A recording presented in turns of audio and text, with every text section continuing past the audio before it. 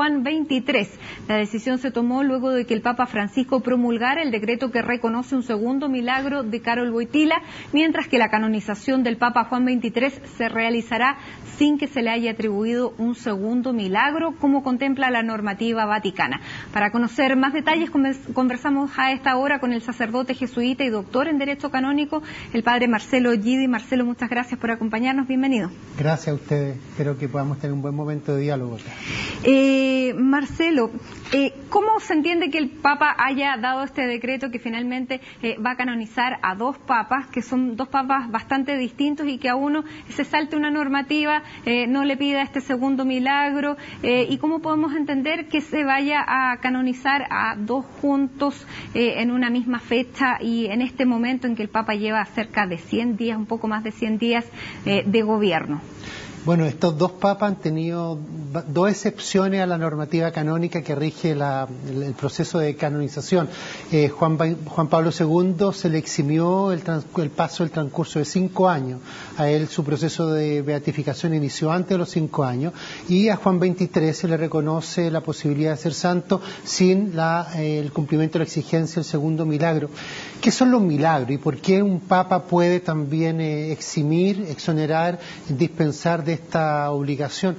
Son manifestaciones extraordinarias, como hemos estado viendo que está ocurriendo también en Chile. Son manifestaciones inexplicables para la ciencia o para la razón humana, pero por lo mismo no son lo único que la Iglesia considera para establecer que alguien es un modelo de cristiano, un modelo a seguir y un ejemplo de fe. Y en este caso, ¿qué es lo que se rescata de Juan XXIII?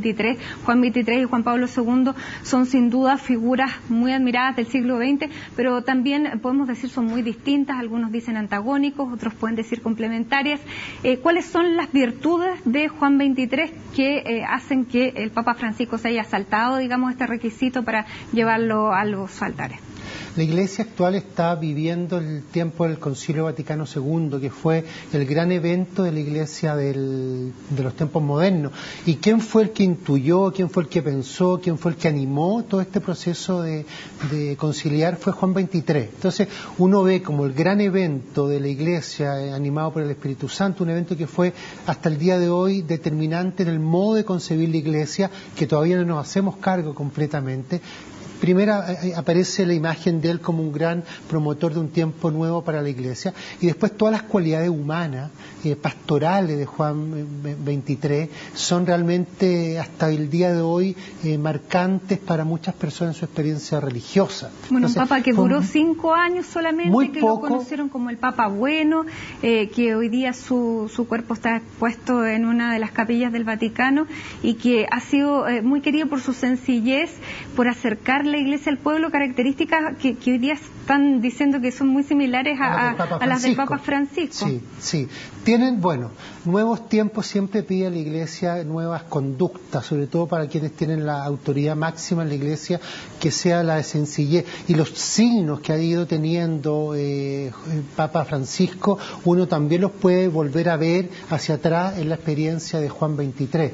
Un Papa que visita las cárceles, Juan XXIII, un Papa que camina por las calles de Roma, un Papa que establece un diálogo cercano con las personas sencillas, un Papa que para ese tiempo era el párroco de Roma, la imagen que también tiene Francisco para el mundo. Hoy en día se dice el Papa, el párroco mundial. Y este Papa Juan XXIII, el padre del Concilio Vaticano II, y que es recordado básicamente por eso, por el Papa Bueno, y junto se va a canonizar a Juan Pablo II, que muchos de sus críticos dicen borró con el codo todo lo que se escribió del Concilio Vaticano II. ¿Cómo se entiende mezclarlos a los dos en un mismo, por lo menos, decreto? Sí, mira, yo creo que Papa Juan XXIII no fue solamente el Papa Bueno. El Papa Juan XXIII fue un Papa valiente por esta frase que él dice: hay que abrir la Iglesia. Y yo creo que eso es importante, que reconozcamos que lo que quiso hacer Juan XXIII fue entrar en diálogo la Iglesia con las sociedades. Ya no era esta imagen de la Iglesia cerrada en sí misma. ¿Qué es lo que está diciendo Francisco? Una Iglesia que tiene que ir y salir a las periferias. ¿Qué pasó en el tiempo de Juan Pablo II? Una interpretación que no quiero para nada desvirtuar todas las virtudes que tiene Juan Pablo II. Fue una Iglesia que se fue encerrando en sí misma. Yo creo que eso fue el único elemento que uno podría tener como una pregunta interesante. ¿Por qué la Iglesia en los tiempos de la nueva época, después del Vaticano II, de un largo pontificado, aparece una Iglesia mucho más encerrada, mucho más protegida, mucho más temerosa y también mucho más condenatoria de una sociedad a la cual Juan XXIII nos abre el horizonte para entrar en diálogo, pero más que eso para reconocer la presencia de Dios también en las realidades temporales, que es lo que hoy en día aparece en la nueva encíclica de Francisco I, ¿no? Esta, la luz de la fe. Y antes de irnos al tema de la luz de la fe, ¿cómo se entiende entonces esta canonización también de Juan Pablo II juntos? Bueno, es un papa que fue tremendamente mediático, querido, pero también cuando se realizó la beatificación muchos dijeron no tenemos que confundir la popularidad con santidad, y hemos encontrado elementos de santidad en su obra, en su vida sacerdotal, religiosa. ¿Qué se puede decir a las críticas que surgen contra la canonización de Juan Pablo II y contra este momento? Porque dicen, está por un lado saliendo en el Vaticano el tema de la suciedad en la banca vaticana, el tema de la limpieza que hay que hacer, el Papa ha hablado del lobby gay, y por el otro lado aparecemos realizando una tremenda fiesta de canonización. Bueno, la fe y la gracia van acompañadas de la increencia y del pecado también, ¿no? Es decir, no creo que las críticas que pueden ser fundadas hacia Juan Pablo II por distintos motivos, distintas razones. Juan Pablo II fue el Papa evangelizador. Yo creo que la gran virtud de Juan Pablo II fue que llevó la cercanía del Evangelio a las personas, a los continentes, a las culturas. Eso es fantástico. Mucha gente tuvo una experiencia profunda de Dios y eso también es algo santificador. Entonces, que el Juan Pablo II hoy día tenga crítica, podrán ser críticas válidas, de las cuales la Iglesia nos tendremos que hacer cargo, pero un santo no es una persona perfecta. La Iglesia no considera en ningún santo la perfección humana, considera qué es lo que hace Dios a través de la fragilidad humana de una persona. Por eso la gracia hoy en día de la santidad es que está propuesta para cualquier ser humano. No para grandes fundadores o para grandes pastores, sino que para personas, familias, para niños, para jóvenes. ¿Y qué te parece el momento que ha elegido el Papa Francisco? Este momento en que para la Iglesia también es un momento complicado, que está pasando situaciones difíciles, él está haciendo esta limpieza de la banca, está haciendo la limpieza de la curia y esta fiesta. Matilde, yo no sé si ahora, en estos últimos 100 días, uno puede decir que la Iglesia está en tiempos difíciles. No peco de ingenuo al decir que la Iglesia está en un tiempo de esperanza. Yo creo que la personalidad de Francisco I ha generado mucha esperanza a creyente y no creyente. Uno le toca conversar mucho con distintas personas, y gracias a Dios con personas que no participan tampoco ni de la Iglesia ni de la opción de uno, y te dicen que en esta persona que Francisco I representa se le está haciendo primero creíble a la institución Iglesia y también asequible o comprensible el lenguaje del Evangelio. Y es por eso que yo creo que junto con estos particulares puntos que hoy en día o ayer dice Francisco I se reúne con algunas personas que tienen que ver con este tema de los abusos sexuales, y él vuelve a reafirmar su total compromiso con las víctimas y su total compromiso con la justicia. Y la justicia en la Iglesia no es parte sino de personas concretas en la Iglesia que han hecho daño enorme al ser humano y también a la institución Iglesia. Por eso creo que hay un tiempo de esperanza, de verdad y de mayor compromiso con lo que es más esencial de la Iglesia y del Evangelio, que uno lo puede ver en la persona de Francisco I.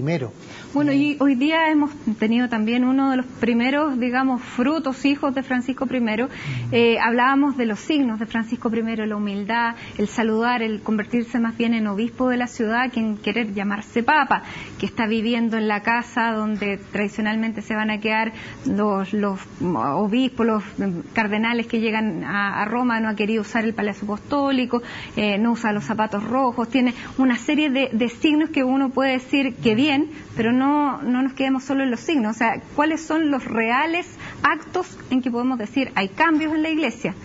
¿Es esta encíclica uno de esos, digamos, actos y signos ya más concretos, esta encíclica escrita a 4 manos, porque la empezó Benedicto XVI y la termina Francisco? Sí. Hay continuidad, así como yo creo que hay complementariedad en Juan XXIII, Juan Pablo II, aquí hay una continuidad de pontificado. Ambos, desde su expertise, son personas que han ido comprendiendo un rol muy determinado y particular que tienen que ir completando ellos como personas. Benedicto XVI entrega con valentía, ¿no? Entrega una situación eclesial de la cual Francisco I se está haciendo cargo con actitudes muy, muy fuertes, ¿no? La encíclica yo creo que es otro elemento más muy concreto de lo que tiene que hacer en este tiempo el Papa, ¿no? Y una encíclica que habla de la fe, de una fe en un mundo en que cada vez se habla menos de la fe. Menos de la fe. Por eso para muchos es una encíclica atemporal, que no tiene nada que ver y no va a decir nada. Ahora, yo invitaría a que se leyera esta encíclica porque lo que nosotros hemos visto en la persona, en estos 100 y tantos días de pontificado de Francisco I, lo que conocemos de Benedicto XVI como es su concepción inteligente de la fe, hace un texto comprensible, no hace un texto académico, no hace un texto que no se pueda comprender con un simple lector como somos todos nosotros, sino que invita a comprender una experiencia nueva. Por ejemplo, hay frases que son bien interesantes para este tiempo, por eso yo creo que no es una encíclica temporal. Yo creo que atemporal es un estilo de fe, una particularidad que los seres humanos nos hemos ido constituyendo como los creadores de una fe que no nos pertenece, y cada vez que le hemos puesto a la fe de Dios, que nos ha regalado como don, elementos nuestros, la hemos distorsionado. Y esa yo creo que es la fe que está fuera de lugar. Y esa es la fe que le ha hecho mal al mundo, le ha hecho mal a los no creyentes y le ha hecho mal a los creyentes y a los que piensan que les pertenece a la Iglesia. Porque hoy día es casi hay que justificarse para hablar de ser católico, de tener fe. Lo veíamos en uno de los candidatos a las primarias que decía, sí, bueno, yo soy católico y ¿qué? Es como una manera de justificarse en un mundo donde no es fácil tener fe por las mismas características que estaba teniendo la Iglesia. Sí. Ahora, las características que estaba teniendo la Iglesia, yo creo que la tenemos que señalar en el lujo, en la pedofilia y en el utilizo de la Iglesia para alcanzar los propios intereses personales. Si uno va leyendo todo lo que ha ido diciendo Francisco I en esta línea, uno va a irse dando cuenta que lo que más él está atacando, y por eso la fe hoy en día aparece como una gran compañera, lo que él está atacando es el famoso yoísmo en el cual la sociedad está viviendo, ¿no? Esta experiencia humana de vivir encerrado en nosotros mismos, vivir solamente para nosotros mismos, y quien se cierra en sí mismo, obviamente que tiene una experiencia de comprensión adversa a lo que es la fe. Y en esa adversidad uno siente que la fe, ¿qué es lo que es? Es un engaño, es una experiencia ilusoria, es una realidad de la cual solamente es comprensible cuando la razón ya no puede alcanzar. Entonces es como irracional creer, y esa es la experiencia que hoy en día las personas hoy nos están invitando a no creer. Y el Papa se hace cargo, dice, lo que hace la fe a la razón humana es ampliar los conceptos de la razón humana por esta experiencia de la gracia de la fe. Marcelo, tenemos que ir terminando la entrevista, pero para cerrar, el Papa ha cumplido hace pocos días los primeros 100 días de gobierno. ¿Qué rescatarías tú de esos primeros 100 días? Como jesuita además. Mira, a mí como Papa, él tiene en la encíclica una intuición interesante. Él dice que el creyente no es una persona arrogante. Después que el tener fe no es el ser poseedor de la verdad absoluta y de la única verdad en la cual el ser humano cree. Y después que Dios dice, y es interesante, yo creo que escuchen la gente, dice Dios no está en un lugar particular y tampoco en un tiempo sagrado concreto. Y es lo mismo que Juan XXIII nos señalaba, ¿no? Que hay signo de Dios en toda la realidad humana. Entonces, lo que yo estoy rescatando de Francisco I es que él nos está invitando a los creyentes a hacernos cargo de la humanidad en todas sus experiencias, sobre todo la experiencia de mayor fragilidad y de mayor pobreza y exclusión. Por eso yo siento que es un tiempo de esperanza en el cual la fe nos puede iluminar a una sociedad, porque él termina diciendo que la fe es un instrumento para construir una sociedad del bien común. ¿Y qué ha ocurrido en Chile con las campañas políticas? Uno echa de menos esa experiencia del bien común. ¿Dónde está el bien común en las propuestas? Y no solamente la satisfacción de los consumidores. ¿Dónde está el bien común para el ser humano que constituimos esta gran nación que es Chile? Y la Iglesia en este sentido también se ha responsabilizado de eso. Y vamos a tener que seguir viéndolo en este tiempo larguísimo que tenemos de campaña por delante. Pero muchas gracias por haber venido para hablar de estos temas, tanto de la beatificación como esta encíclica, la primera escrita a 4 manos por 2 papas. Hoy día también veíamos una imagen de los 2 juntos. Muchísimas gracias, Marcelo, sacerdote jesuita, por venir a conversar con nosotros. A ti, Matilde, y muchas gracias a ustedes. Que tengan una buena tarde.